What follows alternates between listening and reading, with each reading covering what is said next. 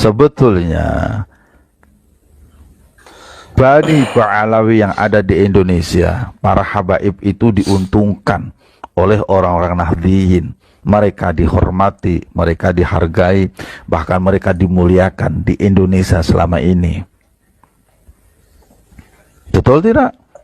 Bahkan diuntungkan pula dengan kemarin Gutraswala kita kumpul di pesantren Bedakrep yang memutuskan bahwasanya silsilah Ba'alawi adalah mukhtalafun fih. Sangat diuntungkan mereka dengan kalimat mukhtalafun fih itu. Kalau ikhtilaf berarti bisa iya bisa tidak kan? Kenapa demikian? Sebab beberapa ulama dunia itu di Mesir dari tahun 2009 itu, di Yaman, di Yordania pun beberapa ulama sudah mengatakan bahwasanya silsilah Ba'alawi sampai ke Rasulullah batal. Lah kita masih mukhtalafun fi. Enak toh? Ya. Untung saja kemarin itu ketika kita kumpul di Bedakrep, kita tidak buka kitab Al-Ghurar. Wow, kalau kita buka kitab Al-Ghurar, makin tidak masuk akal tentang silsilah Ba'alawi sampai ke Rasulullah Muhammad sallallahu alaihi wasallam. Ini nggak masuk akalnya di mana? Bayangkan, pada halaman 115 di dalam kitab tersebut,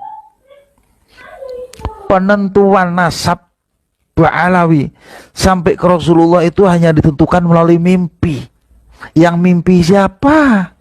Lalu disebutkan juga di kitab tersebut di halaman 108 bahwasanya ada seorang ulama namanya Syekh Abdullah bin Alwi bin Faqih Muqaddam. Ada seorang ulama, ini juga gak disebutkan lagi ulamanya siapa, yang bermimpi ketemu Rasulullah, menyatakan bahwasanya Ba'alawi adalah dzurriyyah Nabi Shallallahu Alaihi Wasallam. Terus juga ada di halaman 117 kalau tidak salah di kitab yang sama, Al-Ghurar.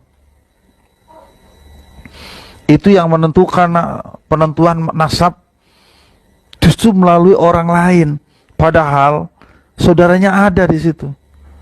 Ada seorang yang datang ke Basrah namanya Ali. Beliau ke Basrah bertanya kepada seseorang imam, seorang qadhi di sana. Padahal di Basrah itu mestinya dia punya saudara, namanya Muhammad dan Husain. Karena Ali, Muhammad dan Husain itu tiga-tiganya adalah putra dari Ahmad. Ahmad itu adalah keluarga dari Basrah. Mereka tinggal di Basrah.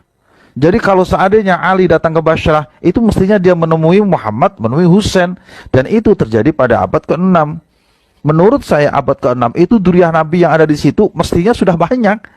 Kenapa tidak menemukan satupun dari saudaranya? Bahkan nanyanya kepada seorang imam yang itu orang lain, bukan dari dzurriyyah Nabi atau bukan dari dzurriyyah mereka. Jadi sesuatu yang menurut saya mestinya tidak ada diajak-ajakan di kitab Al-Ghurar itu. Dan sampean Kang boleh baca nanti kitab ini. Itu yang menulisnya justru dari Bani Ba'alawi sendiri. Siapa? Yang menulisnya itu adalah Muhammad Ali bin Alwi-Khidid yang wafat tahun 960 Hijriah. Ditulis oleh keluarganya sendiri, mengaku sebagai dzurriyyah Nabi sendiri, tapi cerita dalam kitabnya tidak ada satupun yang bisa diterima oleh akal sehat. Bisa dipahami? Alhamdulillah. Jadi sekarang apa masalahnya? Sampai protes, sampai tidak terima, sampai menyalah-nyalahkan. Masalahnya di mana? Kita, sekali lagi, kita masih punya rasa. Di tempat-tempat yang lain mah sudah dibatalkan. Allahumma shalli wa sallim wa barik. Ada lagi yang mau ditanyakan?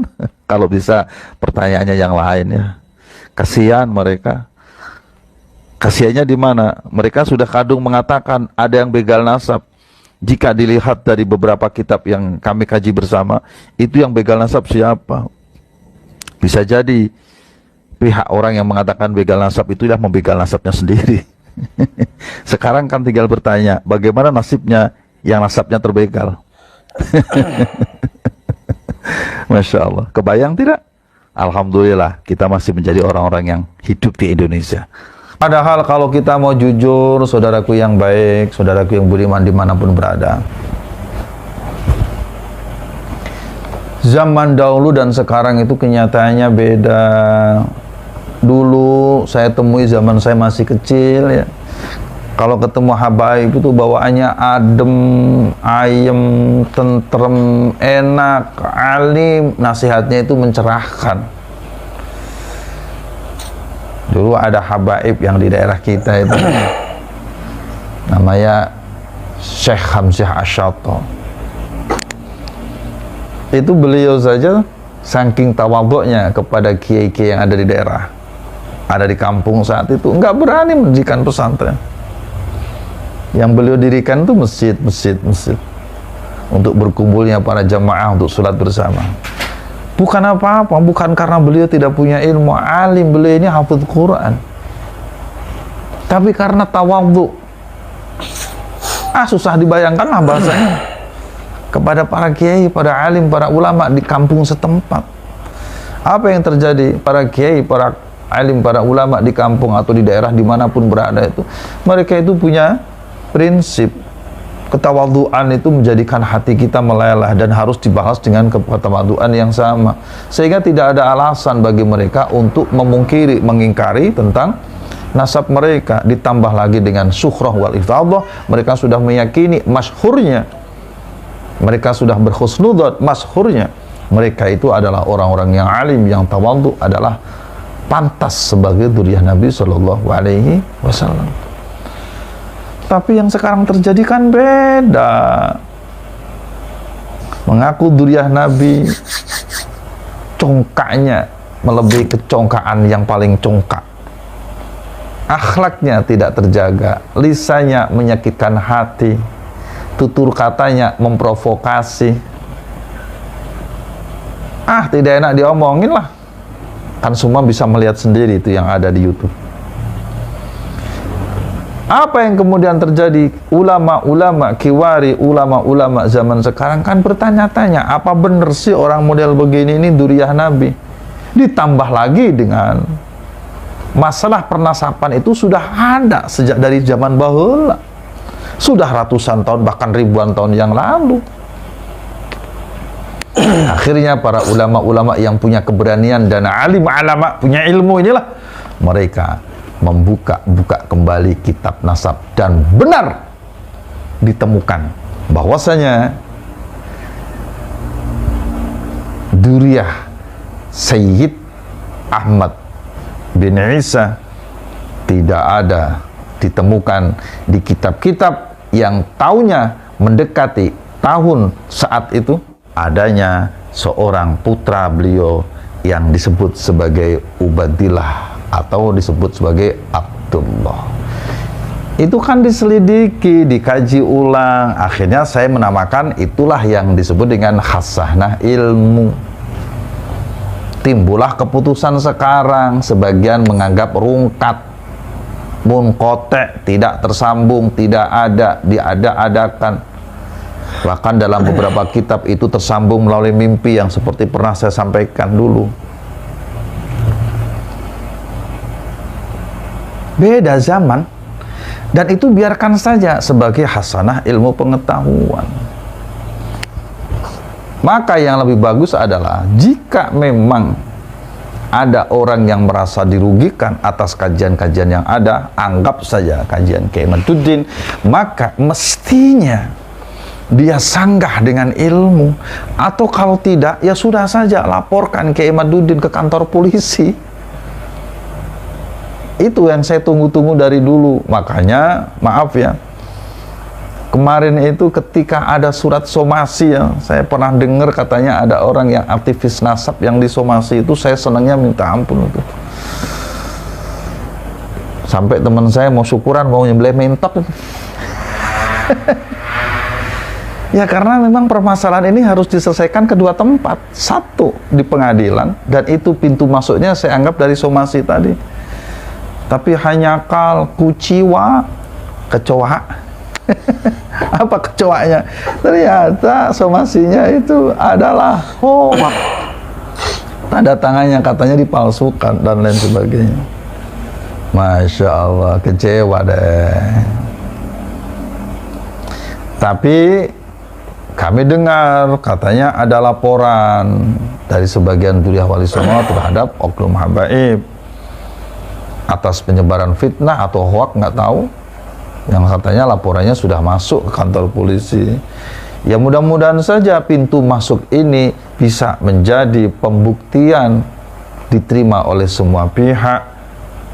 Benar enggak kesahihan, kebenaran tentang tersambungnya Ba'alawi sampai ke Kanjeng Rasulullah SAW. Karena itu satu-satunya itu bisa meredakan hal ini. Atau yang kedua adalah keterlibatan pengurus besar Nahdlatul Ulama. Jadikan ini bahan kajian Bahthul Matsail, undang para alim, para ulama yang ahli nasab, ahli sejarah, bil khusus tarikh Islam, lalu adakan kajian di situ, kemudian fatwakan hasilnya. Itu salah satunya. Kenapa mesti NU, Gus? Ya dalam hal ini memang yang sangat banyak dilibatkan adalah warga NU, baik NU secara struktural ataupun warga NU secara kultural. Kalau selain NU tidak banyak dilibatkan yang heboh masalah nasab habaib ini, betul tidak? Alhamdulillah. Nah, saya teruskan ya. Sehingga atas dasar ketawaduan itulah mereka ya tidak mungkin mengungkit-ungkit nasab orang-orang yang baik, orang-orang yang tawadhu. Karena tadi dasarnya adalah husnudzan, syuhrah wal iftifadhah. Jadi zamannya sekarang sudah beda. Makanya sering saya katakan, tulis ya dengan tinta yang sangat tebal, biarkanlah kebenaran itu menemui jalannya. Allahumma shalli wa sallim wa barik alaihi. Kenapa sih timbul permasalahan ini? Ya tadi dipicu dari akhlak-akhlak yang mengaku sebagai duriah Nabi, ya oknum saja ya, tetapi tidak mencerminkan tentang datuk dan leluhur-leluhur akhlaknya yang mulia. Ditambah lagi dengan saya dengar informasi ada seorang oknum habaib yang menikah cukup dengan menggunakan telepon. Masya Allah. Dan banyak hal kadang-kadang ini kalau kita dengar menyakitkan hati. Jadi kita umat Islam yang tersakiti karenanya. Seolah-olah agama itu dilecehkan kan kalau sudah begini. Dan yakin saya, kalau seandainya guru-guru kita melihat kenyataan hari ini pun, mereka juga tidak akan diem, enggak. Saya yakin itu. Saya yakin. Mereka pun nangis di alam barzahnya sana. Mereka pun nangis di alam arwahnya sana. Melihat kenyataan hari ini yang begitu rapuh orang-orang yang mengaku sebagai duriah Nabi, tapi justru akhlaknya mengkotori, menodai akhlaknya. Akhlak yang tidak terpuji, yang dipertontonkan oleh mereka kepada seluruh umat, yang diunggah dari beberapa channel-channel YouTube, dan itu memalukan. Saya kalau sudah ngomong seperti begini mau menangis sebetulnya. Nah, saudaraku yang budiman yang dirahmati oleh Allah Subhanahu wa taala, saya bersyukur kepada Allah, akhirnya Allah membuka jalan kepada kita semua, bil khusus melalui lisan, melalui ilmunya Kiai Maduddin untuk berani menyelidiki, mempertegas, menanyakan kesahihan nasab mereka sampai kepada Rasulullah SAW, biar dunia tahu benar nggak orang-orang yang akhlaknya tercela ini pantas sebagai duriah Nabi, supaya mereka tidak menodai Rasulullah Muhammad SAW yang tentunya pasti melecehkan dan menodai agama.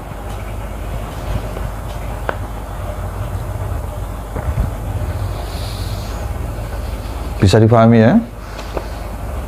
Sehingga kalau sudah mengadakan kajian dengan tiga, saya lihat nih ada tiga kajian yang utama. Satu dari ilmu nasab, ilmu sejarah, dan yang ketiga dari ilmu DNA. Lah kok yang begini-begini ini ada orang nyeletuk, udah kita mubahalah. Ini orang makan kecubung dari mana ini? Ini orang kesambet dari mana ini? Mereka tidak faham tentang kaidah-kaidah dan dasar-dasar mubahalah, ujuk-ujuk mengajak mubahalah. Akang, Ujang, ini bukan masalah mubahalah, ini masalah ilmu, bukan fitnah. Jika memang ada yang merasa dirugikan, tidak terima, maka dua hal tadi lakukan. Satu, laporkan Kiai kepada polisi. Atau yang kedua, minta supaya orang-orang yang dirugikan ini membuktikan kebenarannya, membantah apa yang dilakukan oleh Kiai baik di forum-forum resmi ataupun di tempat-tempat lain. Tetapi jangan provokasi, jangan kira-kira mencuci otak orang sehingga timbul kalimatnya adalah kalimat mereka memfitnah, mereka memecah belah umat. Justru yang memecah belah umat adalah mereka yang ketika dikritisi, diragukan kebenarannya, mereka diam saja. Kenapa yang dimaksud dengan diam aja? Kan ini jelas sasarannya adalah Rabithah Alawiyah sebagai organisasi para habaib Dzurriyyah Ba'alawi yang ada di Indonesia. Mestinya RA yang harus menginisiasi ketemu dengan Kiai sebab hakul yakin yang paling dirugikan di sini adalah RA,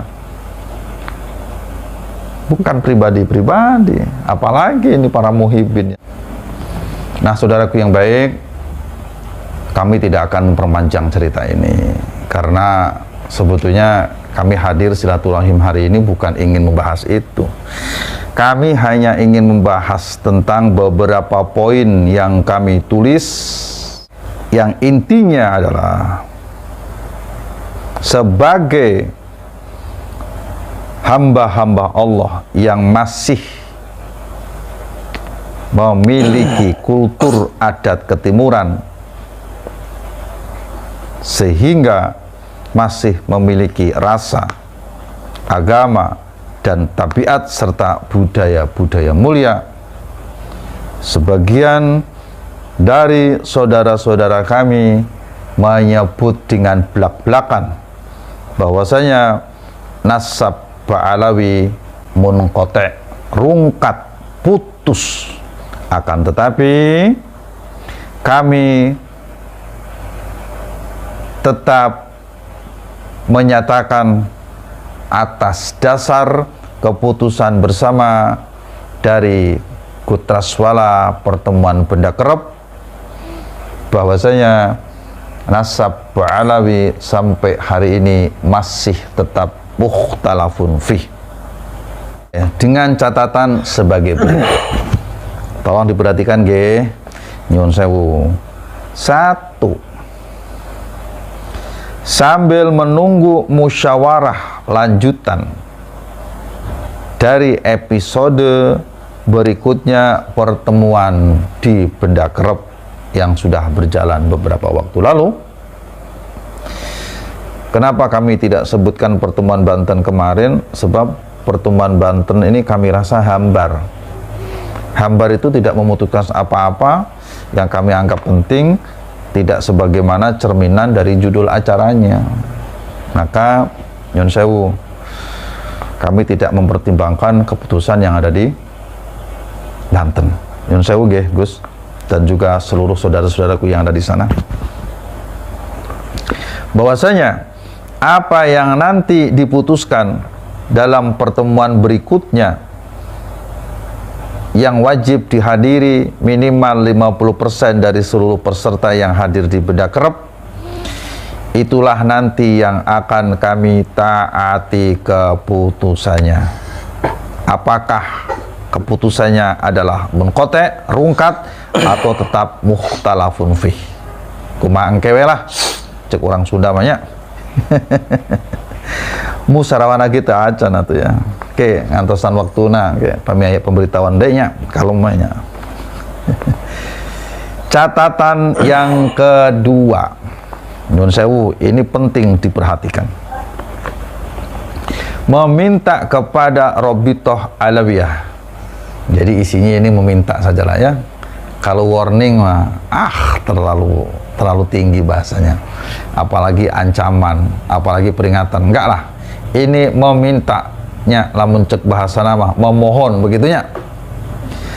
Meminta kepada RA Rabithah Alawiyah dalam tanda kurung agar (2) menertibkan seluruh anggotanya atau siapa saja yang berafiliasi dengannya, baik perorangan ataupun lembaga, baik muhibbin atau simpatisannya, supaya tertib dimanapun berada, tidak provokatif dan tidak mengadu domba antara Dzurriyyah Wali Songo dengan para habaib. Di sini kami sebut Habib ya, atau disebut habaib sebab kami yakini mereka ini dzurriyyah dari Yaman. Paham ya maksudnya? Alhamdulillah. Dengan tidak mempersekusi, dengan tidak mengintimidasi. Nah, contoh intimidasi itu ya seperti yang kemarin ya dilakukan, ada ulama yang kebetulan beliau sudah Wali Songo dan aktif nasab, kemudian ada oknum yang menolak. Nah, ini bagian daripada intimidasi itu. Tidak dijelaskan di sini. Kita ulangi lagi. Tidak mempersekusi, tidak mengintimidasi siapapun terhadap para kiai yang kontra Ba'alawi sebagai dzurriyyah Nabi Sallallahu Alaihi Wasallam. Yang ketiga, memberikan pendidikan akhlak, nyun sewu nggih, memberikan pendidikan moral kepada para oknum Ba'alawi yang lisannya tidak terjaga, akhlaknya tidak terjaga, tutur katanya menyakitkan, meresahkan, merendahkan para kiai dan masyarakat pribumi. Nyun sewu, tolong diperhatikan nggih. Kami berharap catatan-catatan ini sampai kepada beliau ya, yang kita maksud tentunya. Yang keempat, meminta dengan hormat kepada Rabithah Alawiyah agar melakukan seleksi, ya mungkin semacam screening ya, kepada para oknum-oknum habaib yang hendak beraktivitas di dalam dunia dakwah dan ceramah atas ilmunya untuk dikoreksi, diperbaiki ulang agar kajian-kajian di dalam dakwah dan ceramahnya bisa berbobot dan tidak bercerita tentang halu dan doktrin-doktrin yang menjauhkan umat dari akidah. Yang kelima, menghentikan memutarbalikkan sejarah bangsa hingga pendustaan terhadap makam-makam keramat yang ada. Yang keenam, membantu menciptakan perdamaian, kedamaian, ketentraman, dan kenyamanan di bumi pertiwi ini, yakni NKRI, Negara Kesatuan Republik Indonesia, dalam segala tindak tanduk dan segala upaya. Mohon kepada RA agar ini diperhatikan dalam tempo yang sesingkat-singkatnya. Kami sangat berharap semoga momentum Rabiul Awal ini bisa menjadi momentum perbaikan diri bagi semuanya.